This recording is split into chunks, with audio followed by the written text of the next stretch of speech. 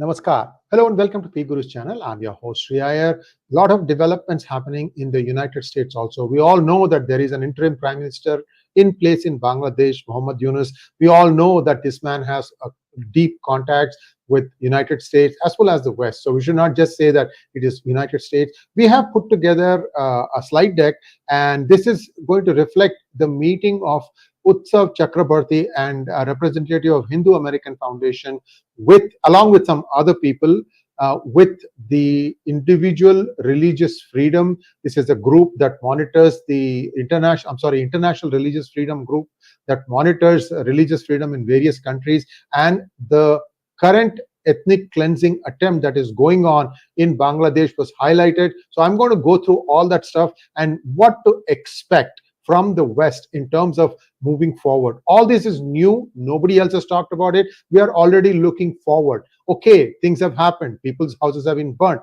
How are they going to be repatriated? Is the new government going to take the responsibility? Is the new government restoring control and order? What the heck is going on? Is the United States at least aware of what is going on the ground? How about the United Nations? All these questions are coming up. So we have some of the insights into what is going on. So please like this video and we will start looking at it through a slide deck.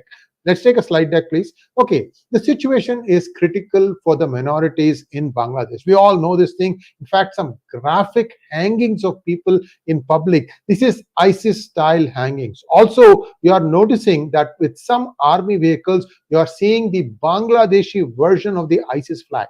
Normally, in an ISIS flag, you have a black flag with white lettering.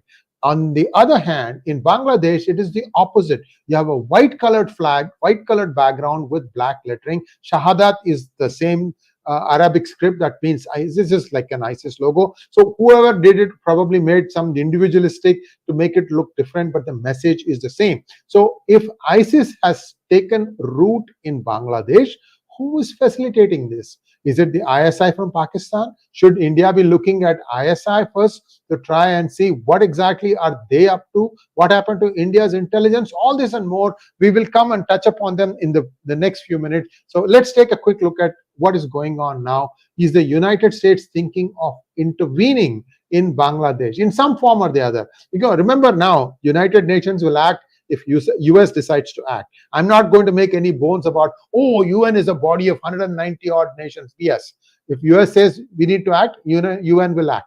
𝗤𝙁𝙤 𝗪𝗧𝘃 met IRF official 𝗤𝙗𝑚 Hussain, Ambassador at Large for International Religious Freedom. You know that I have made some very critical remarks of 𝗤𝙗𝑚 in the past. I'm hoping that this time he is going to do the right thing. The right thing today is to make sure that this madness, this violence be stopped.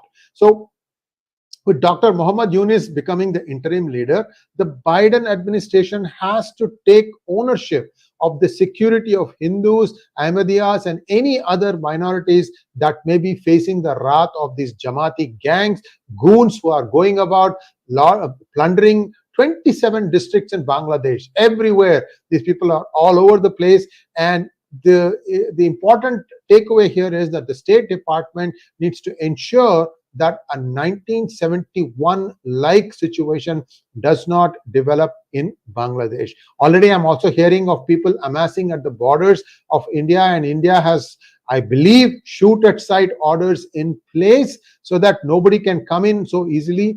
The entire border, I think it is 4,000 kilometers, if I'm not wrong, with Bangladesh has been fenced, and there may be some places where it might be a little bit loose, but BSF has a strong warning now. You better not be corrupt and let anybody in. I'm saying the practicality, okay? Not every BSF personnel is clean. I'm just saying that this is how it is. So 𝗤𝙁𝑚 has issued a statement. This has come out in the form of a press release. Also, some other people have issued statements. So we're going to go over that part. So the United States needs to, having seen that one of its handpicked people have been appointed as the interim prime minister in Bangladesh, make sure that the people don't get hurt. See, what was the fault of the minorities? What did they have to do with the coup? Some top-level generals get corrupt, take money from X, take money from Y, from the highest bidder. I'm just making this up, of course, I have no proof, and decide to switch loyalties. That's what happened. Sheikh Hasina handpicked a cousin of hers or a nephew of hers, thinking 6 weeks ago, thinking that this guy will stay loyal to her. The guy, plunged the knife on her back. Right now, Sheikh Hasina Wajed is holed up in he's holed up in India, and with no future in sight as to where she'll be going for asylum. US has refused her visa. This is now confirmed. People are saying no, it has not, blah blah blah, but it is now confirmed that US has refused her visa. Why? Why is the US seeing an enemy in her? I don't know. I have no answer for this. But let's keep looking forward. What's going to happen next? So the cities and villages of Bangladesh should not lapse into killing. And remember that I've told you this in the past, the 8% of Hindus in Bangladesh are spread across the country. It's not like in one clump that the Hindus can find some safety. There is no safety in numbers. There are close to, it's 171 million population. 8% of that is about 13 million Hindus all over Bangladesh, and they need to be saved, rescued. Small set of Ahmadiyyas also are in trouble. Awami League people have been killed also. So very, very sad situation that is there now. Next one, please. So the IRFA ambassador, that is Rashad Hussain, assured that the State Department White House is being appraised of the ground situation. Hindus, Buddhists, Christians, and Ahmadiyyas in Bangladesh must be protected from the roving mobs of this radicalized, I don't call them youth, these are radicalized, middle-aged, work-class people who have been told all these nonsense from madrasas. I mean, if India can't control its madrasas, what hope does an Islamic country like Bangladesh have? We don't even know what they taught them there. Next one, please. So this is the meeting. I'm just giving you, I'm going to drill into more details here. Utsav, you can see, then there are some other people, and I'm going to go over those people. Can we go to the next slide? This is the meeting that took place in Department of State. So you have Utsav Chakrabarti on the left, then Department of State Tina Mufford, Unit Chief of the Office of IRF. She is the person responsible for South Asia, so she'll be one of the key people. And Rashad Hussain, Ambassador at Large of the IRF. Next slide, please. And we have Anita Joshi from Hindu American Foundation and Priya Saha. Priya Saha is the Executive Director, and I have her new, let me just find out her new title. She has a new title. We just started this thing. She's the Executive Director for South Asia Minorities Collective, and she is a Bangladeshi Hindu, and she has been key in bringing forth the situation that exists in Bangladesh. In fact, if you remember, she was on PGurus channel talking about the Hindu genocide that took place in 1971. Is the history going to repeat itself? I hope not. Next one, please. So Priya also has issued a statement. We request that the White House, State Department, and 𝗏𝗂𝐶 IRF unequivocally condemn the merciless wide-scale atrocities against Hindus and other minority communities across Bangladesh. All perpetrators must be brought to accountability. Peacekeeping forces must be deployed to prevent further bloodshed and even a repeat of the genocide of 1971. Ultimately, victims will need to be provided some form of reparation to rebuild their lives after losing everything. Priya Saha, Executive Director for South Asia Minorities Collective. So things are starting to move, but once in a while you will see a discordant note. Next slide, please. Like, for example, here, a totally wrong headline from New York Times: Hindus in backlash face revenge attacks after Prime Minister's exit. What the F are you talking about, New York Times? What revenge? What did the Hindus do there? Why do you write this kind of type? Useless piece of rag this New York Times has become. So this is what you are seeing. The media is against the truth. And many in the Bangladeshi media also have switched sides, and they have been criticizing Sheikh Hasina Wajed. I think we can take away the slide deck. And today the country is at a crossroads.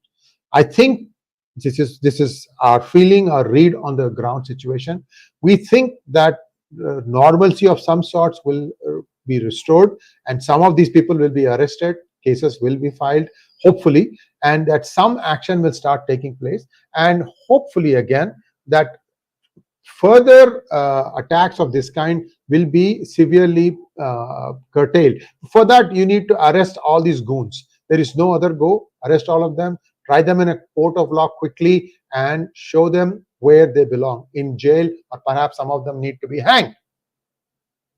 This is where things stand right now. Now you know as much as I do. This meeting was a very important one. The next action item will be for the United States Department of State to issue a statement. I expect something to come out in the next few days, perhaps even as early as tomorrow. Right now it is night in Washington, D.C. This is important.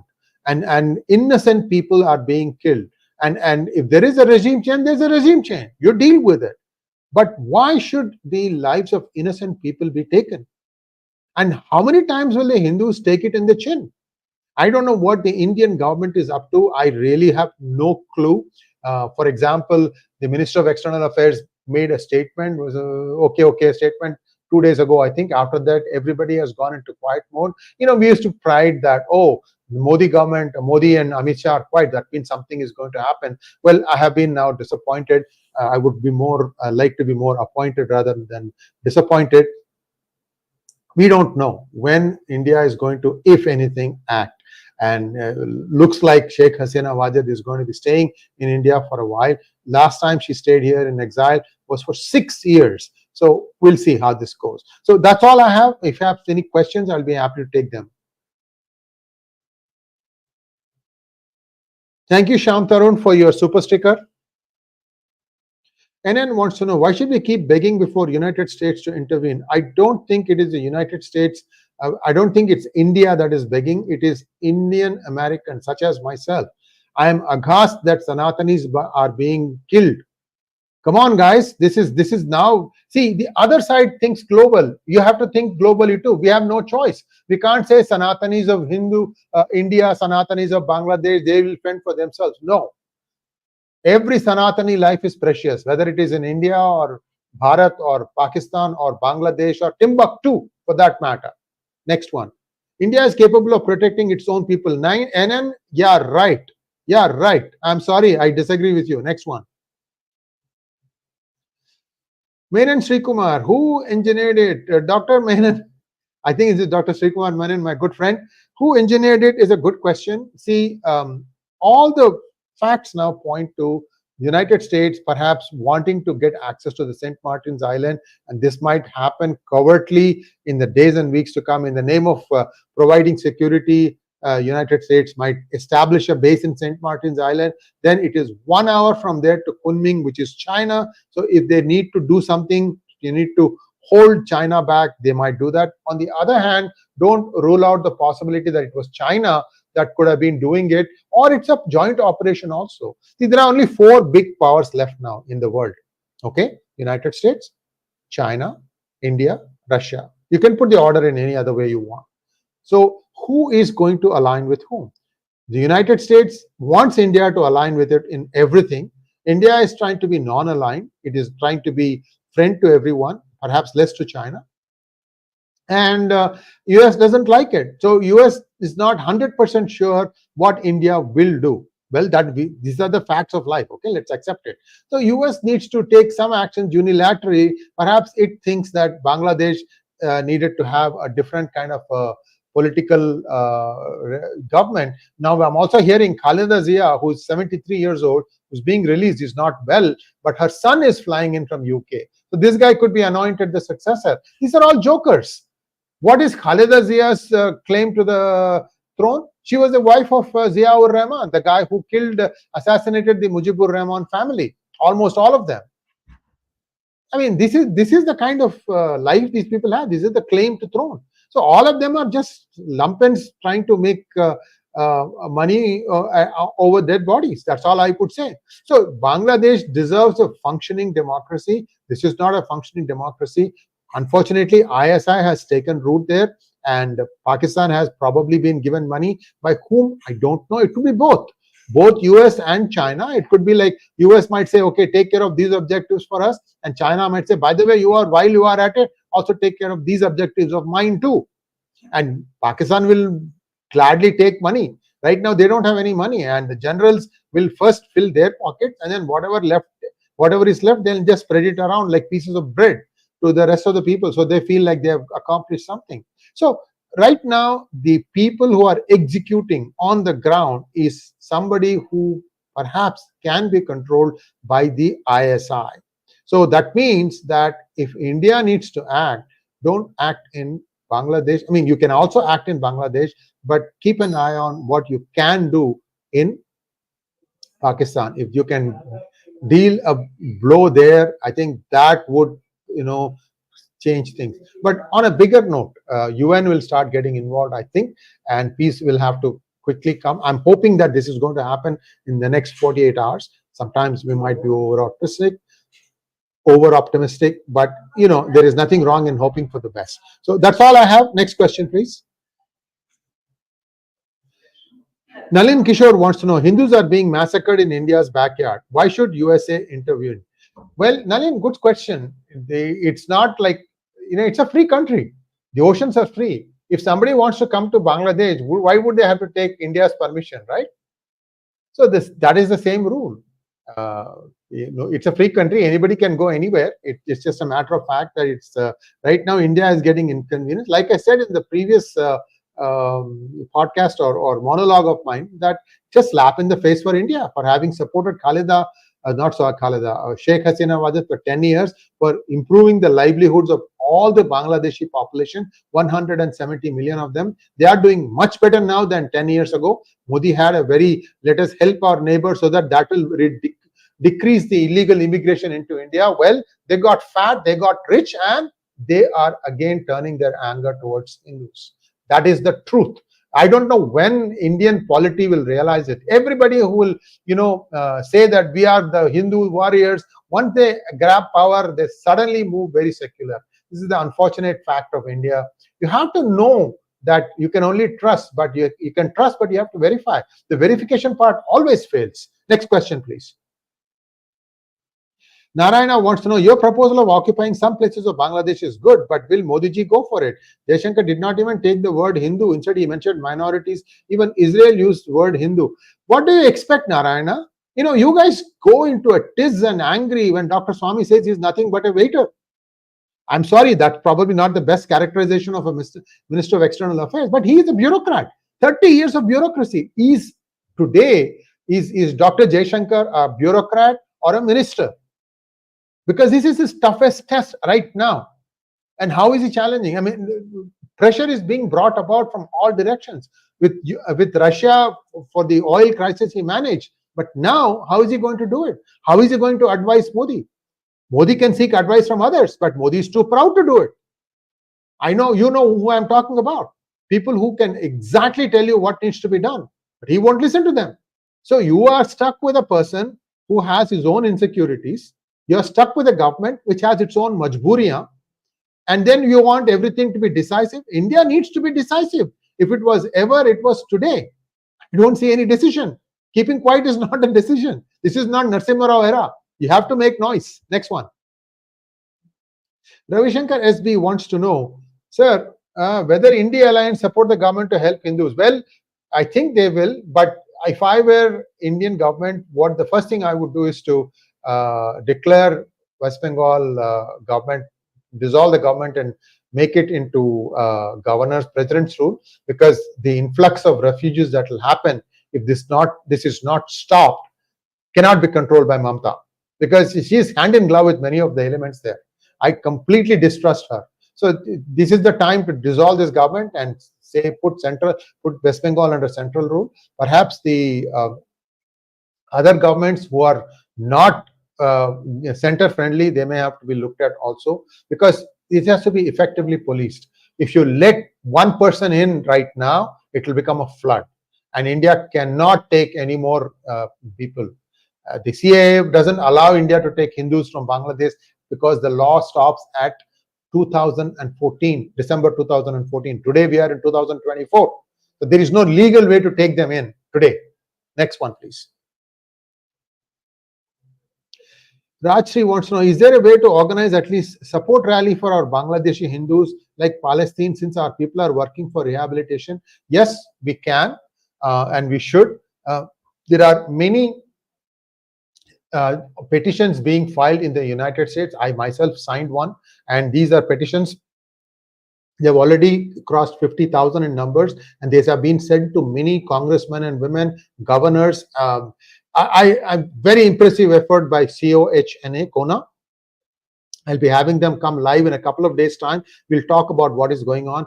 Certainly, pressure is being brought by Indian Americans like never before. Indian government hasn't done anything. It's the Indian Americans, Hindu Americans, that are the ones who are at the forefront of it. I'm just one messenger who's doing my task, but this is putting on a lot of pressure, bringing awareness to the senators and congressmen, and let's see how quickly this turns into action. It's high time for Kamala Iyer Harris, Kamala Devi Harris, whatever name you want to use, to start weighing in. She is, after all, a Hindu. She needs to understand what is going on, and she has been mum. Why? Because she's carrying the Muslim vote, and she's in fact chosen as her running mate the governor of Minnesota, which has the maximum number of Muslims. So this is all wrong. I mean, she needs to do some monkey balancing again. Whether she will do it or not, we don't know. Blinken might issue a statement, but action needs to happen on the ground. Let's wait and see what happens. Next one. Thank you, Sree Iyer. Why would hinduphobic USA intervene? Did they not clear the situation? I'm sorry, Swati, US is not hinduphobic. They're very fair people. The problem is that one side has made it their living to paint the other side in the wrong light. Most Indians who migrate to United States, United Kingdom, Australia, wherever, they work hard.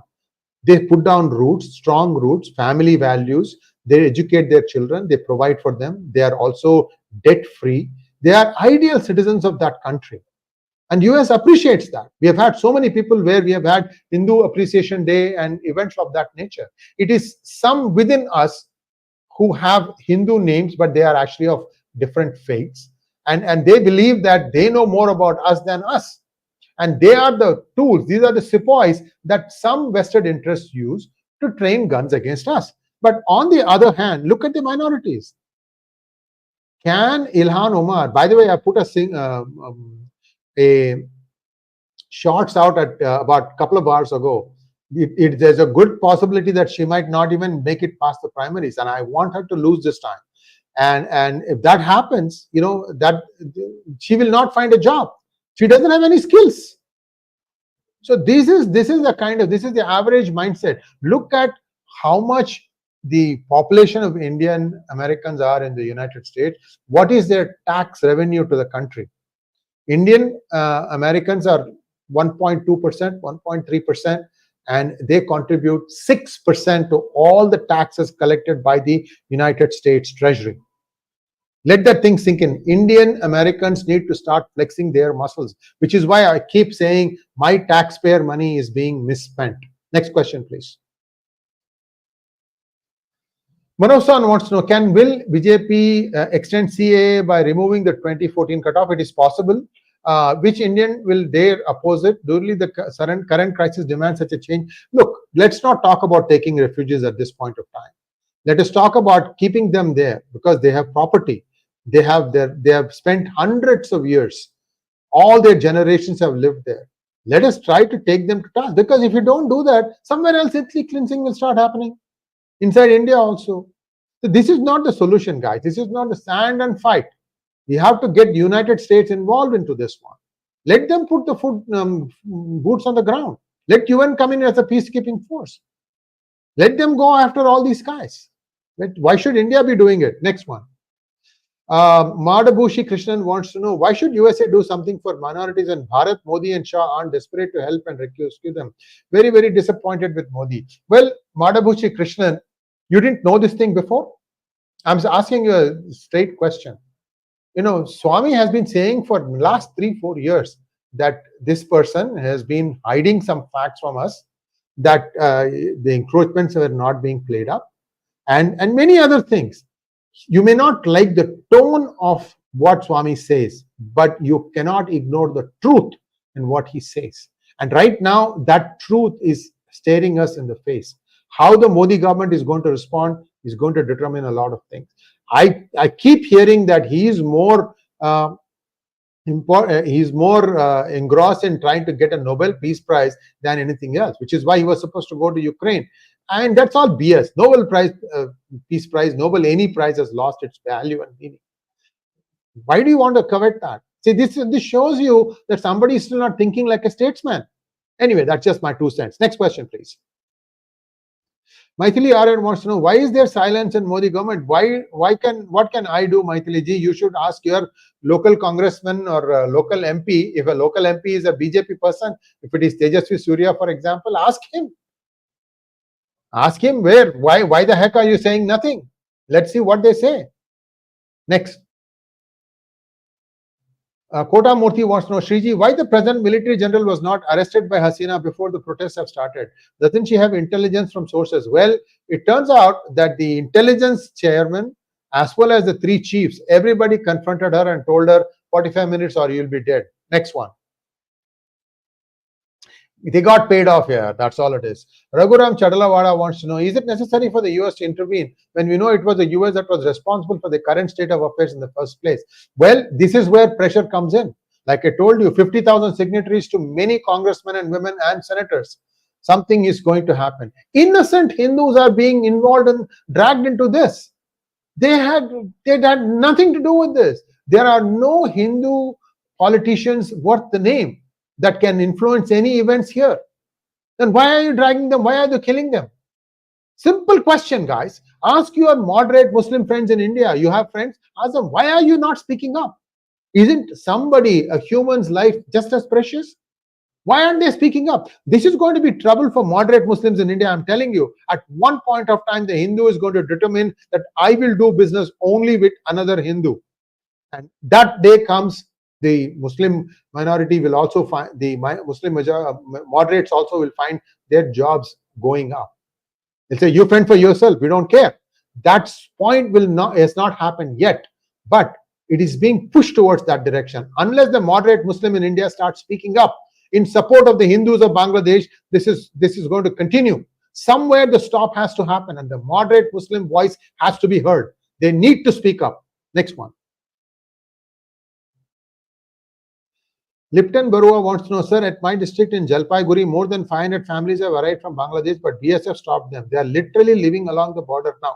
What to do now? So this is how it happens. And then there'll be a UN relief camp that will be established on the Bangladesh side. They'll take care of the things, stabilize the situation, and then make them go back to their original places of existence. And this is where I've been telling you that if India creates a buffer zone, and then that buffer zone will absorb all this impact, because there's a direction for people to go to. And then you can resolve all the different disputes, land, property, everything. That needs to happen. I don't think India has the testicular gravitas for this. Sorry to say this. Next one.